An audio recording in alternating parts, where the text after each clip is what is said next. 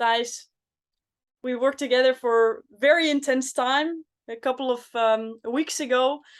And for everybody that's watching, do you mind introducing yourself and tell me something about the problem that you faced right before our coaching? Yes, so I'm a software engineer, so that means that I usually write code, and I try to use my technical skills to do some good in the world. But deep inside, I'm just a big nerd. And yeah, what is my biggest challenge is that when you want to go on stage, in my instance, it was giving a TED talk. That how do you combat that inner nerd? How do you find your stories that you want to share, and how do you share them best with your audience? And that's not something that I'm very much used to. Most of my day is spent behind a keyboard and not in front of an audience. So that was quite a big challenge for me. And so that's why I found you, basically. Yeah, and that's indeed like a very interesting challenge. Like, if you have so much knowledge, how can you put out that in the world? And with that, what you call yourself like nerd mind, what was like the one thing that you felt this was holding you back for that big TED talk that you wanted to give? Nerves, for starters. But I think, it's when you're so deep in the contents of what you're doing, in the nitty-gritty of the code and all the technical details, then it's quite easy to tell a story with lots of details, and people get lost and don't understand what you're talking about. So what was really helpful is you helping me to try to zoom out, and you telling me, well, this is not interesting, this is not interesting. Sometimes it even hurt a bit, because it is interesting, but it wasn't interesting for a 15-minute talk for a very broad audience. And I think that was very helpful. And your number one thing, for me at least, what I got out of it is storytelling. Because you can tell how something works, but if you tell a story and what your emotions were and what you experienced, then people can relate a lot easier, and then people remember your story, and you can still convey the information, but in a way that it sticks. Great one. And if you go back to that moment right before the coaching and you hear yourself talking now, you already learned a lot of things. Well, for you, maybe it seems very logical that storytelling can be a great thing. Like, right before you actually got the coaching, what was your mindset back then? I would describe it as mild panic. In terms of, you're submit for your TED talk, and then you get a phone call that you're accepted. And that's really cool. So it went from enthusiasm, yes, I got accepted, to holy shit, what is actually my point I want to make? I can definitely say that it was a mild version of panic. That was the state that I was in, and I was really happy to have help from you to figure out what the story was that I want to share. And like, because some people might know me already, some people have no clue who this Dutch young blonde girl is. You worked with me quite intensively, we can say. How would you describe like working with me? Yeah, the most striking thing about you is your enthusiasm. The energy you radiate almost. It's almost like a virus you're spreading. And then again, your perseverance. Like you said, we had a lot of meetings like this where I recorded another version of my talk, and many times I thought, oh my God, Laurie must be sick and tired of seeing my face by now.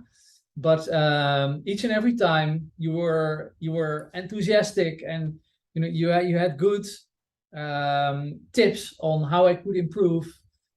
So I think your enthusiasm is what really helped me, push on and get on stage with energy. That's what was the goal, huh? Yeah. And you did. We will dive into that a bit later also. But you already told like And thank you, by the way, for this compliment. It's nice to hear.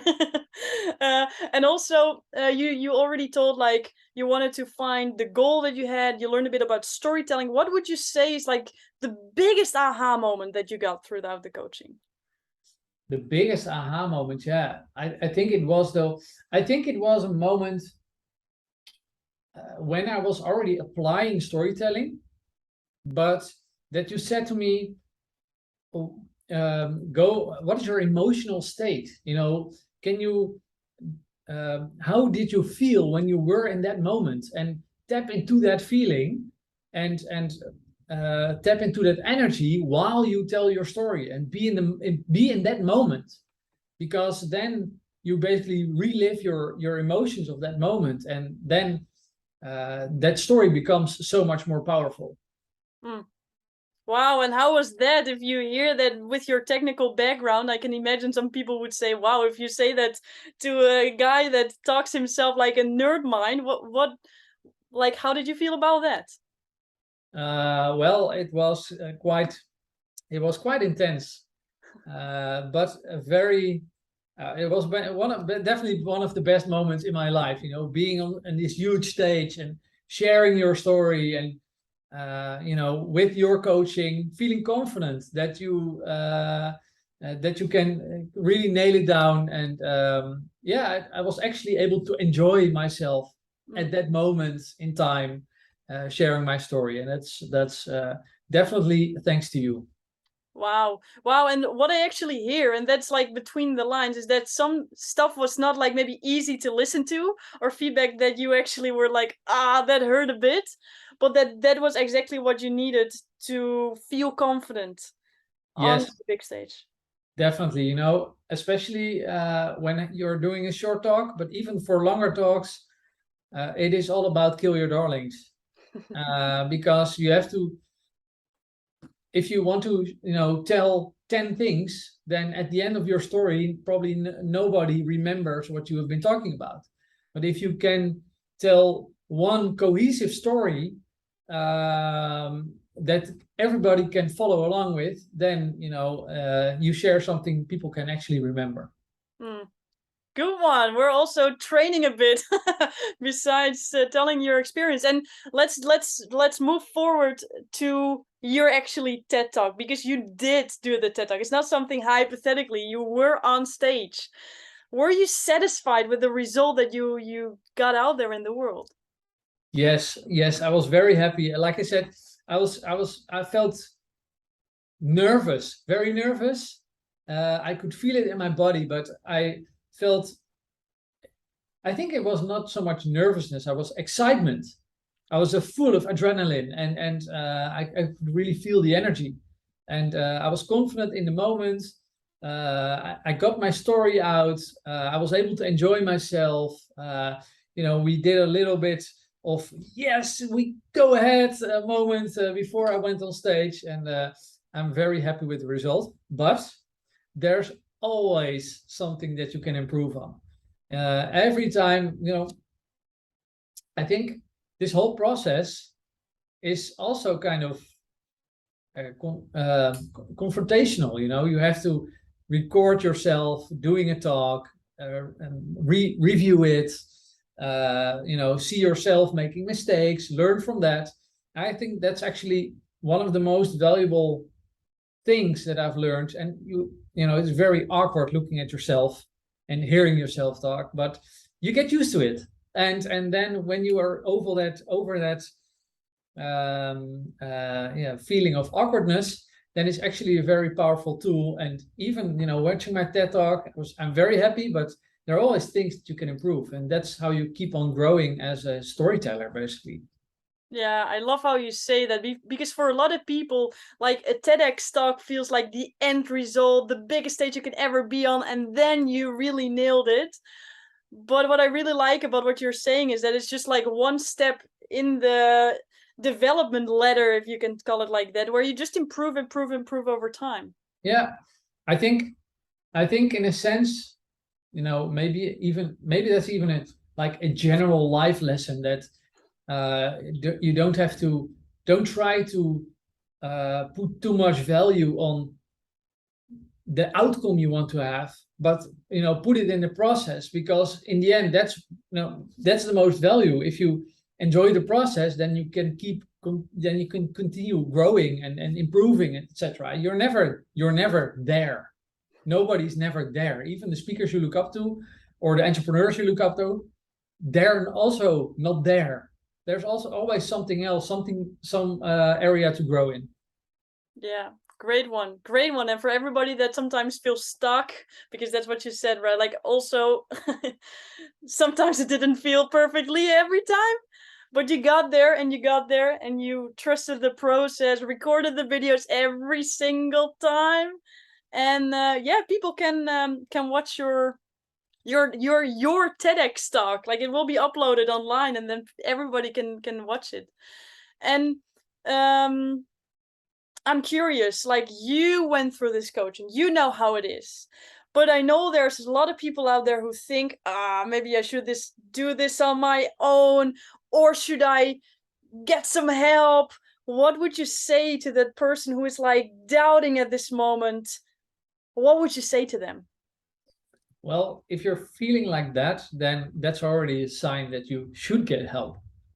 Because, a lot of times I felt at some point you feel stuck. If you keep going on your own, then at some point you're going in circles, having self-doubts, or not being able to figure out on your own what the next breakthrough is. And it really helps if you seek help, someone that you reflects back to you, gives you tips, and pulls you out if you're feeling like, oh my God, this is never gonna end well. I've been there, moments where I thought, oh my God, this talk is never gonna be good, and then you need somebody to pick you up and cheer you up, and give you hints on, okay, next week you're gonna work on this, and you're gonna record another video, and we're gonna discuss it, and it will be awesome. Do it. That's what you need. Awesome. That is what everybody should need. Definitely. Yeah, I love it. Is there anything you want to share? You shared already so much. Is there one thing in your mind that you feel that needs to pop out? One thing in my mind that needs to come out. Well, I think, public speaking, whether it's, giving a TED talk or giving a speech to an audience, big or small, is always a bit scary. But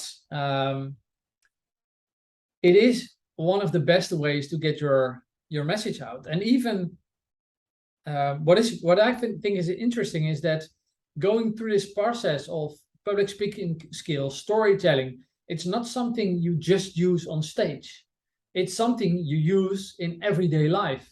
Whether you're in a bar making small talk with people, or even in a meeting, these are skills that you can use every day, not just when you're on stage. And I think that's why this is so valuable, because it's not just for that moment in the future where you have to perform in 15 minutes. No, it's something you carry with you your whole life, and you can apply it almost anywhere, around the campfire, you name it. I love that you say that. And then that actually strikes one more question in my head, is did you have actually a specific result already with the skills you had as what you learned for your TEDx talk, that you could already apply in your daily or maybe your work life?